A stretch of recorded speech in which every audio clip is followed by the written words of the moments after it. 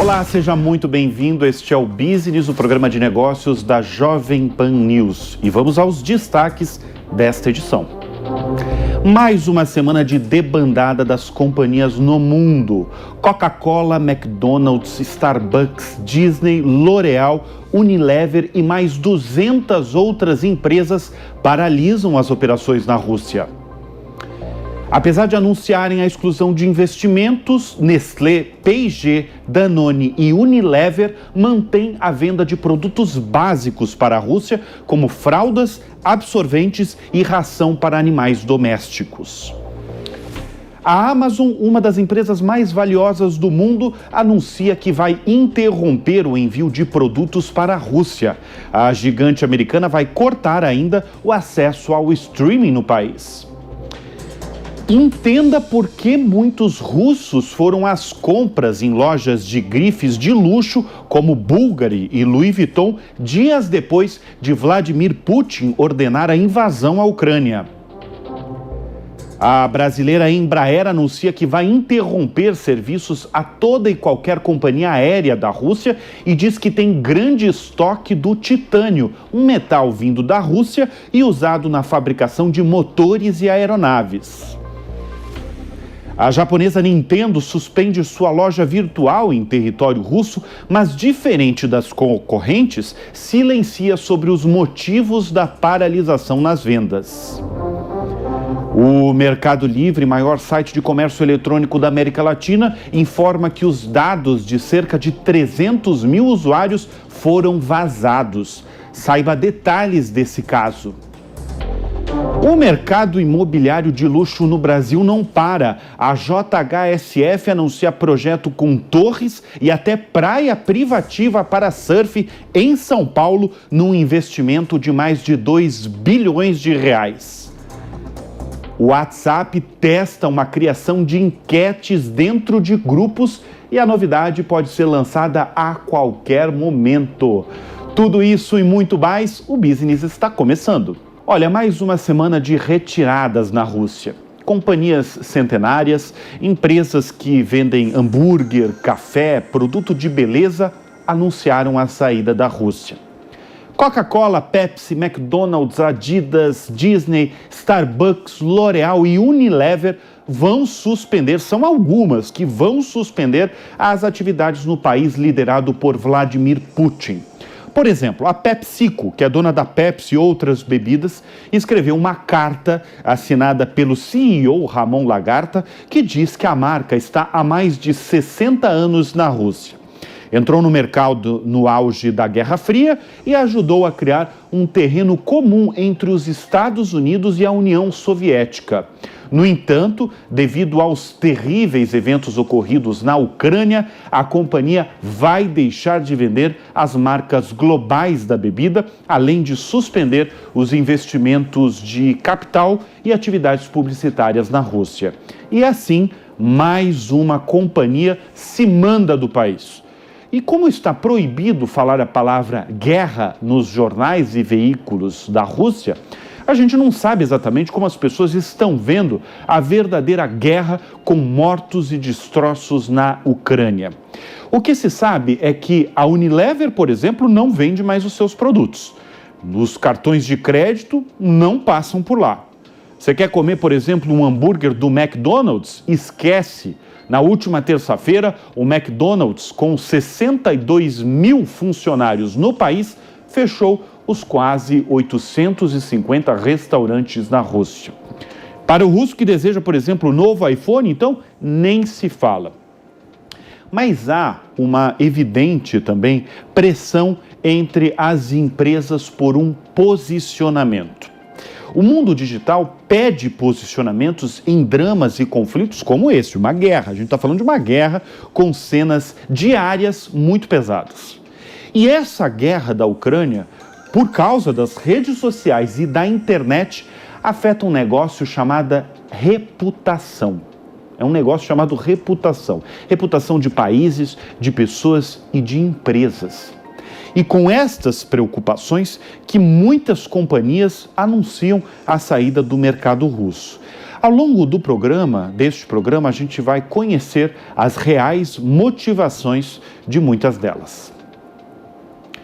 E na semana em que Coca-Cola e McDonald's anunciaram que vão deixar a Rússia, a Amazon disse que parou de enviar produtos em seu famoso site de varejo para clientes na Rússia e cortou ainda o acesso ao serviço de streaming de vídeo, seguindo o que a concorrente Netflix fez dias atrás. Portanto, sem produtos e também sem filmes e séries aos russos. As medidas anunciadas aumentam o recuo da Amazon. A gigante americana de Jeff Bezos já havia anunciado dias atrás que interrompeu novas vendas do braço de computação em nuvem, a Amazon Web Services.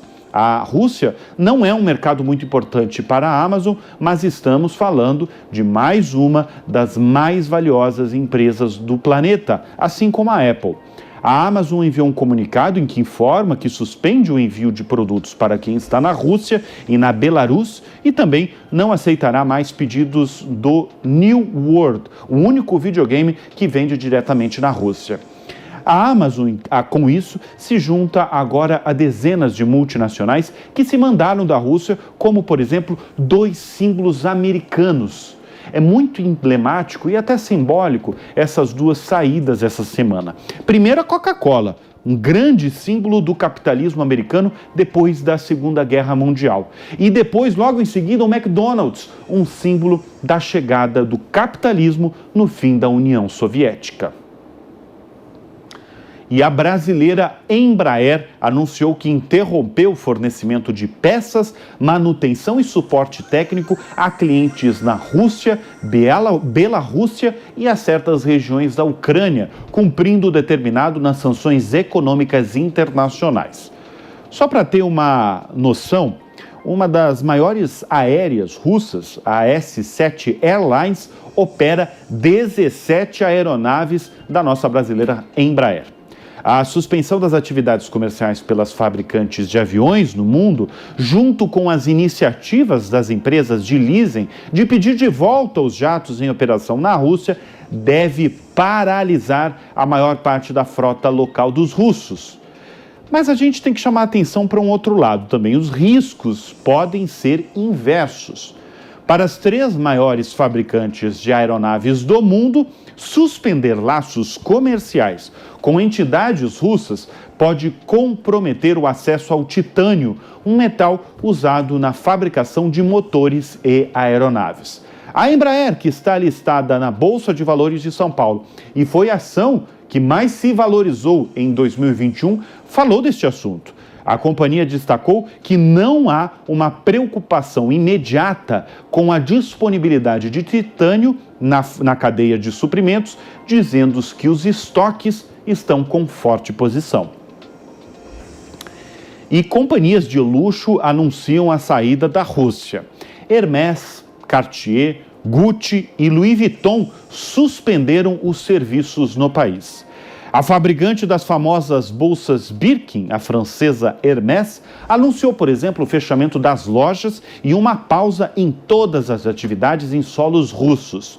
A Chanel seguiu o mesmo caminho. A companhia de luxo já havia suspendido o e-commerce por lá. Burberry, Gucci e a gigante do luxo LVMH, dona de 14 marcas de luxo, como a Louis Vuitton, Christian Dior, Givenchy, Tiffany, foram outras das marcas que seguiram e agora anunciam a saída da Rússia. Agora, por que a saída de companhias de luxo para um público tão restrito, um público muito seleto, é importante no meio de uma guerra na Ucrânia, que deixa diariamente mortos pelo caminho? Por questões econômicas. A Rússia pode não ser um dos maiores mercados de consumo de produtos de luxo no mundo, como os Estados Unidos e a França, mas nos primeiros dias de guerra, um movimento atípico aconteceu em cidades russas. Com a desvalorização recorde do rublo, a moeda russa, muitos endinheirados do país saíram às compras em pânico para tentar driblar a queda da moeda e proteger uma parte, pelo menos, do patrimônio. Porque no curto prazo, isso acabou impulsionando as vendas para as marcas de luxo. E como é que isso é um bom negócio aí para quem tem dinheiro? Assim como o ouro, que pode servir como reserva de valor e proteção contra a inflação, relógios e joias de luxo podem manter ou até aumentar de preço em meio a turbulências econômicas causadas por guerras e conflitos.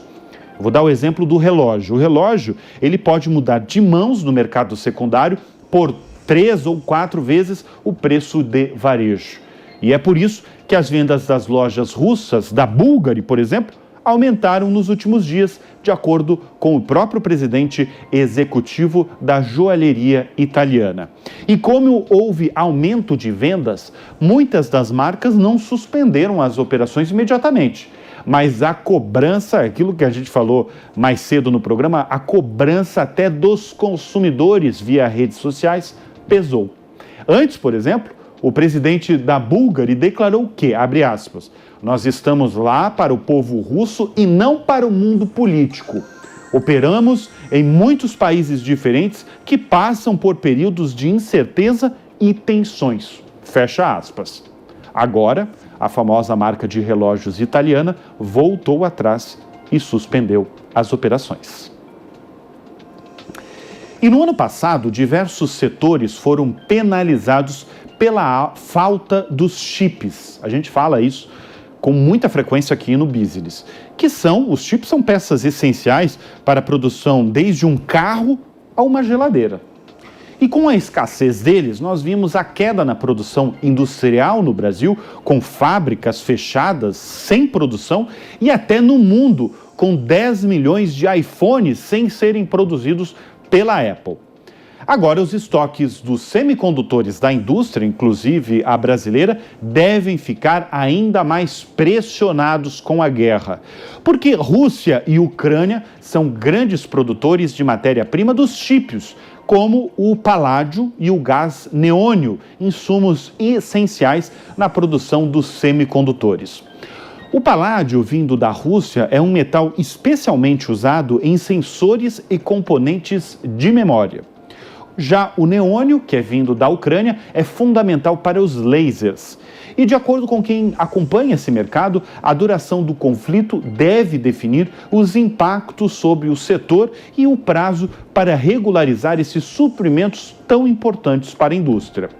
Se não tivesse a guerra, a previsão de normalização era no segundo semestre, ou seja, essa normalização deve prosseguir aí no ano de 2023. E essa é das grandes, viu? Mudando agora de setor. O setor dos games, que também é muito poderoso. A japonesa Nintendo é a mais recente empresa do segmento de games a suspender os serviços na Rússia. Mas uma coisa chamou a atenção nessa semana de muitos. Enquanto as concorrentes como a Sony justificaram a saída do país devido ao conflito militar na Rússia, a Nintendo silenciou. A versão russa do Nintendo eShop, que é a loja virtual, está em modo de manutenção e o que impede qualquer compra no país. Mas, de acordo com o site da marca, o problema é que o serviço não processa mais rublos, a moeda russa. Como a Nintendo se mantém em silêncio, apesar de ninguém conseguir mais comprar em sua loja digital, fica a suspeita de que a causa mesmo seria a saída da Visa e Mastercard da Rússia, que poderiam ter motivado o problema na loja virtual da Nintendo. A asfixia da economia russa com a debandada das mais valiosas e influentes empresas no planeta segue e nós vamos continuar acompanhando. E a Booking anunciou que suspendeu o serviço de reservas de voo e hotéis na Rússia e em Bielorrússia, atendendo às exigências impostas pelas mais recentes sanções econômicas. De acordo com a companhia, Rússia e Belarus responderam em fevereiro juntas por uma porcentagem aí menor que 2 dígitos nas reservas brutas do mês. No início de março, as tarifas de hotéis caíram 10% na comparação com 2019, após ficarem estáveis em fevereiro por causa do conflito.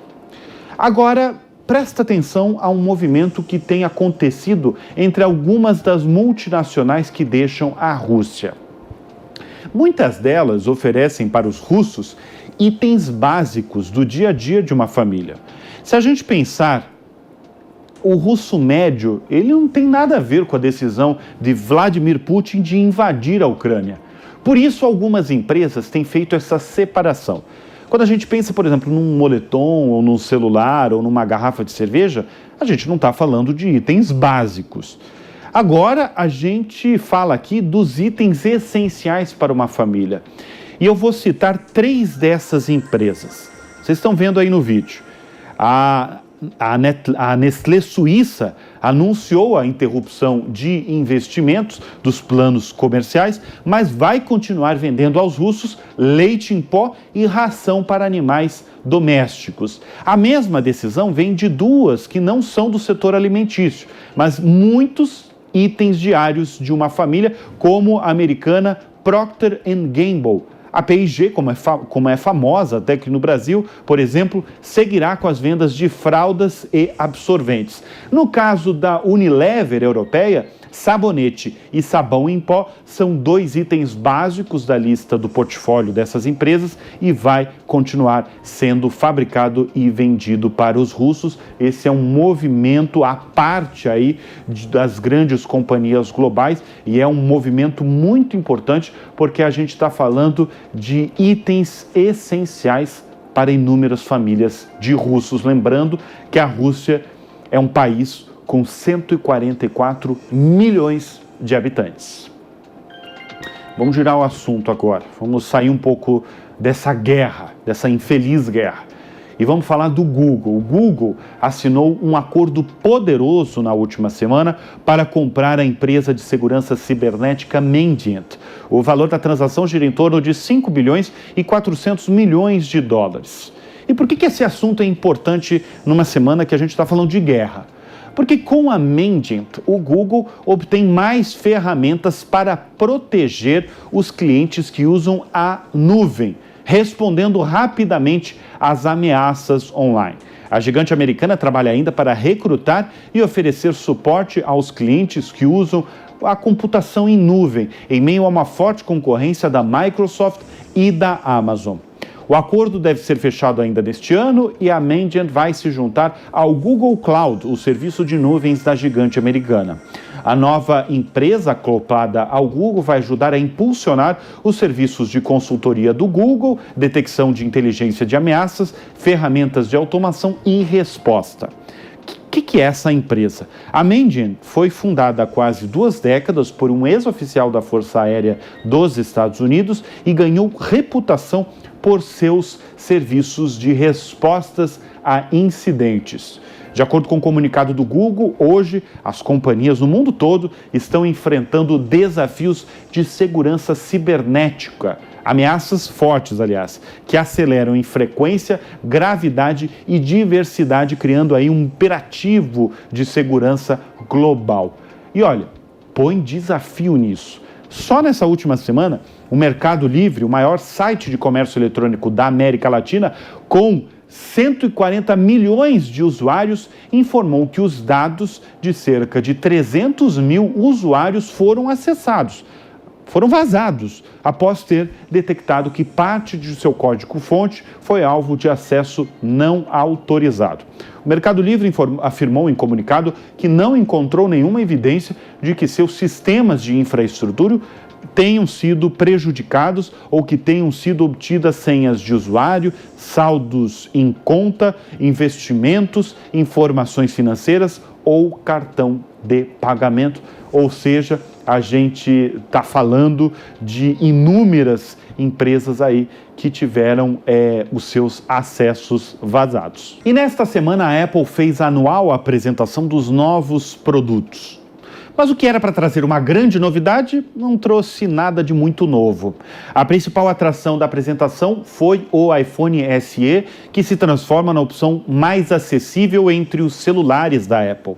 Quanto custa? A partir de $429 ou R$4.199. O processador é o mesmo usado nos celulares mais modernos da Apple, o A15 Bionic, ou seja, o chip é o mais atual da companhia. Por isso, o novo celular já é compatível com a conexão 5G. O aparelho começa a ser vendido em 30 países no dia 18, nas cores preto, branco e vermelho. A data de lançamento no Brasil ainda não foi definida. E vamos voltar a falar de guerra. O setor automobilístico se uniu desde o começo desse conflito e anunciou suspensões de operações na Rússia.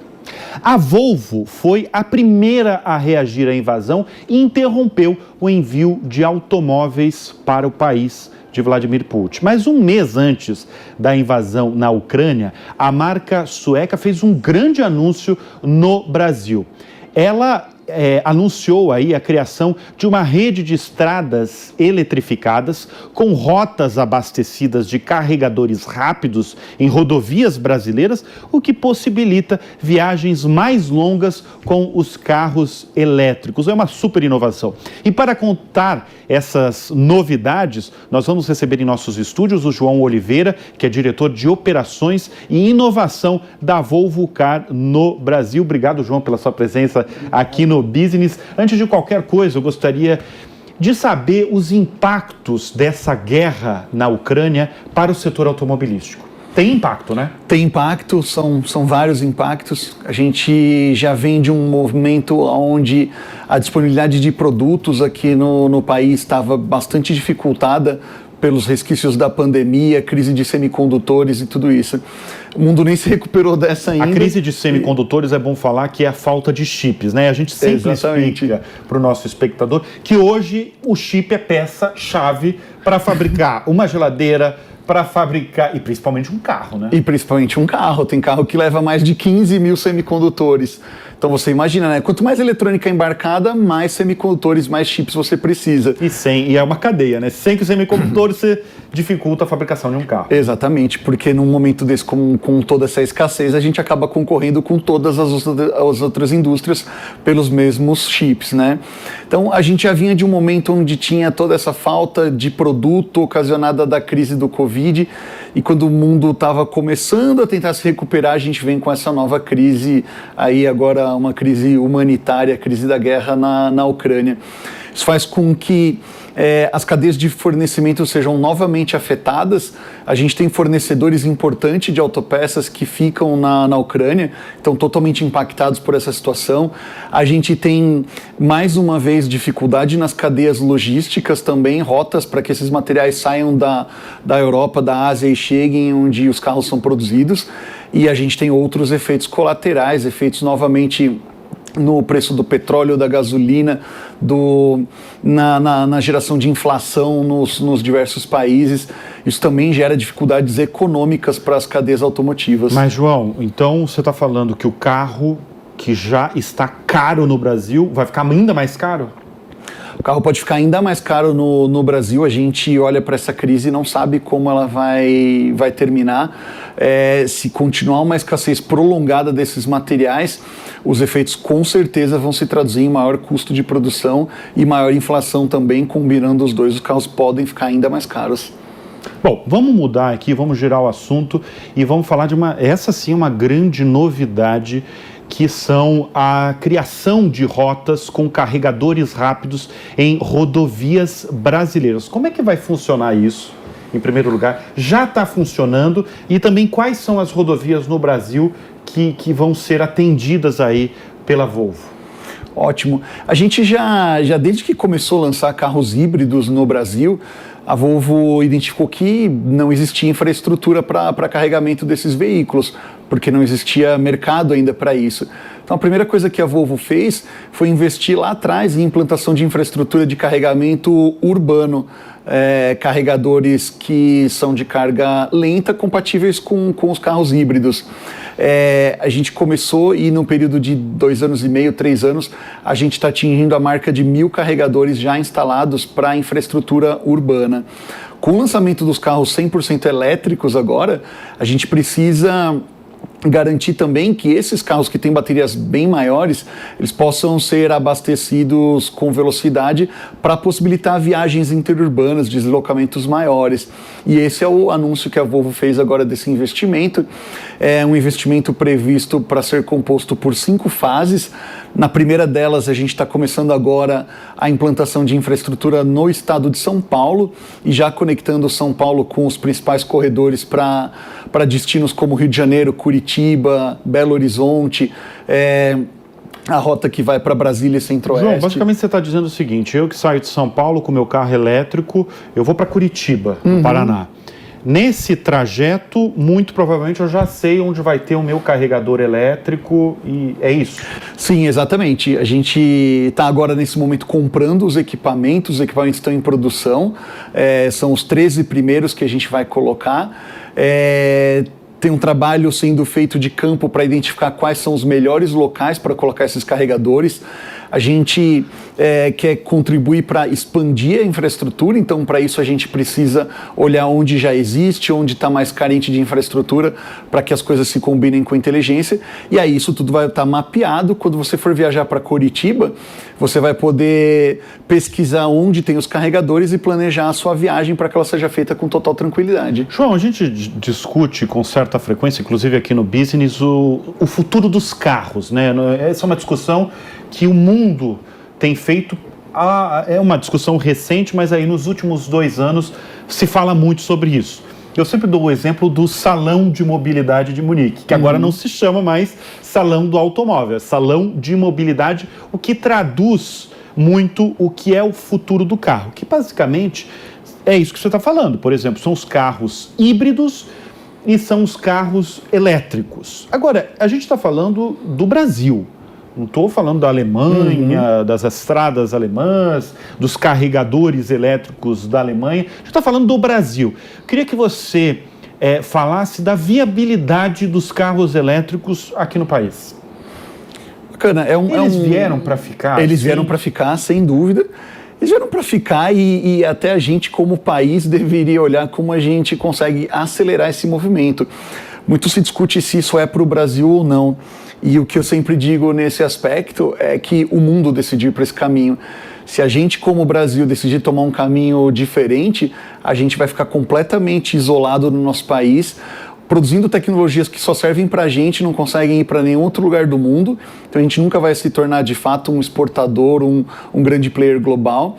E também a gente corre o risco de ficar cada vez mais só recebendo investimentos que já estão amortizados dos outros países, das matrizes, trabalhando sempre com tecnologias desatualizadas aqui no nosso país, né? Agora, a gente tem que lembrar também que as baterias dos carros elétricos mudaram muito, né? Antes você tinha uma dificuldade, inclusive nos Estados Unidos, porque a bateria durava pouco, não tinha carregador. Eu lembro disso que eu li, por exemplo, nos Estados Unidos. Os Estados Unidos tinham dificuldade de ter carregador, né? E agora a bateria mudou mesmo, né? Na verdade, você alonga o tempo de uso do carro e, ao mesmo tempo, agora você tem mais carregadores e tem essa super novidade de vocês de criar essa rota aí com carregadores elétricos, né? É exatamente isso. As baterias elas ficam cada vez mais leves, mais compactas e ao mesmo tempo com capacidade maior de reter carga. Então isso se traduz em veículos com autonomia bem maior e com uma velocidade de carregamento bem mais rápida. Bem, nós recebemos em nossos estúdios o João Oliveira, executivo da Volvo no Brasil. João, muito obrigado pela sua presença aqui no Business. Muito obrigado, grande prazer estar aqui com vocês. E a Embraer anunciou a entrada no mercado de transporte aéreo de cargas e, para isso, vai converter os jatos E190 e E195. Vai converter de passageiros para cargueiros. O serviço está previsto para o início de 2024. Segundo a companhia, os aviões foram projetados para atender a demanda de transporte do mercado eletrônico e de novas operações de comércio que precisam de entregas rápidas e descentralizadas. A Embraer, uma empresa listada na Bolsa de Valores de São Paulo, projeta aproximadamente 700 aeronaves focadas no transporte de cargas ao longo de 20 anos. A modificação será feita nas unidades da empresa no Brasil e os jatos poderão transportar carga útil entre 10 e 12 toneladas. E devem vir novidades do WhatsApp por aí. O aplicativo, que é da Meta, a dona do Facebook, está testando uma opção nova. São enquetes dentro de grupos de famílias e amigos. A ideia é colocar uma pergunta e deixar as pessoas votarem nas respostas que desejarem. A empresa esclarece que as mensagens são criptografadas de ponta a ponta, ou seja, só quem estiver nos grupos terá acesso ao resultado das pesquisas. Em ano de eleições presidenciais no Brasil, os grupos de WhatsApp, especialmente das famílias, prometem pegar fogo. Você já imaginou surfar em São Paulo? Surfar, isso mesmo, em São Paulo. A JHSF anunciou também estudos para a implantação do projeto Real Parque. O investimento será de 2 bilhões e 300 milhões de reais na cidade de São Paulo. O planejamento terá torres residenciais, um shopping center e um clube com piscina com ondas para a prática de surf. O centro comercial terá cerca de 20 mil metros quadrados de área. As torres residenciais serão de alto padrão, com acesso ao clube de surf e uma praia privativa de 60 mil metros quadrados. Segundo a companhia, o início das obras do São Paulo Surf Club será no mês de abril e a expectativa é para a inauguração no 4º trimestre de 2023. E com isso a gente encerra o Business. Muito obrigado pela sua audiência. A gente volta na próxima semana. Até lá. Tchau, tchau.